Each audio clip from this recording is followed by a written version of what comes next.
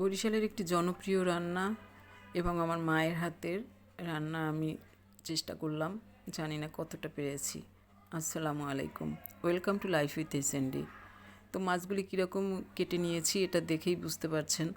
তো তার ভিতরে দিয়ে দিলাম আমি লবণ, হলুদ মরিচ গুঁড়ো, জিরে ধনে গুঁড়ো আর সামান্য পেঁয়াজ রসুন আদা একত্রে বেটে নিয়েছিলাম।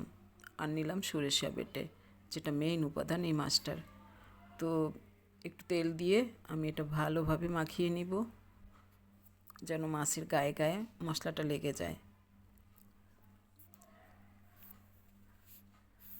আর কাঁচা পেঁয়াজ দিয়ে দিলাম, কুচানো পেঁয়াজটা দিয়ে দিলাম, দিয়ে একটু তেলটা দিয়ে দিচ্ছি।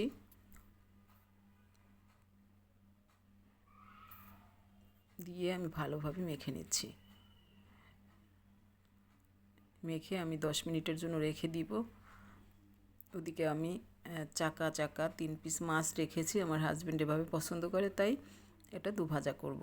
তো ওই মাছটাকে আমি ভেজে নিব।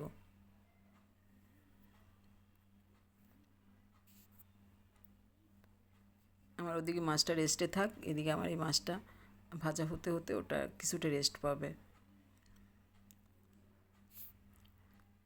এই তো আমার মাছ লাল লাল করে ভেজে নিয়েছি। এবার আমি পেঁয়াজ কুচানোটা দিয়ে দিব, সাথে কাঁচামরিচ ভেজে নিচ্ছি।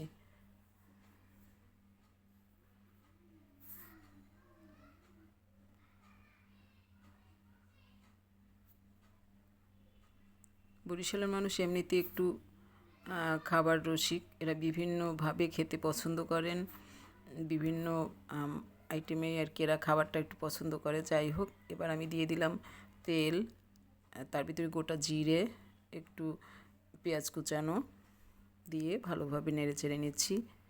যখন পেঁয়াজটা একটু ভালো ভাজা হয়ে যাবে তখন আমি মেখে রাখা মাছটা দিয়ে দিব। এর মধ্যে আমি একটু সরিষার তেল দিয়ে দিলাম। এরপর আমি ভালোভাবে কষিয়ে পরে ওই পাত্রটা ধুয়ে একটু ঝোল দিয়ে দিব।